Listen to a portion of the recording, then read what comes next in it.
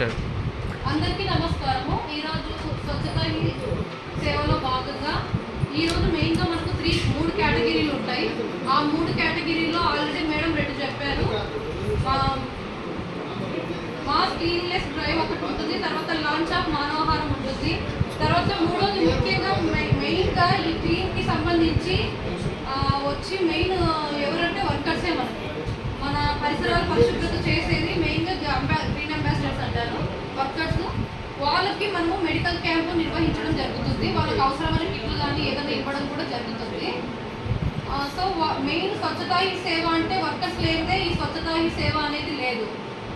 కాబట్టి వాళ్ళ కోసం కూడా మెయిన్ ఈ మూడో కేటగిరీ పెట్టారు. వాళ్ళ కోసం కూడా మెడికల్ క్యాంప్ ఏఎన్ఎంసీలో కలెక్ట్ చేసి ఏమైనా ఉంటే వాళ్ళకు ప్రాబ్లమ్స్ రెక్టిఫై చేసి ఫర్దర్గా వాళ్ళకి ఏం కావాలనేది స్టెప్ ముందుకు వెళ్ళిపోతుంది. ఈ విధంగా కార్యక్రమం మీరు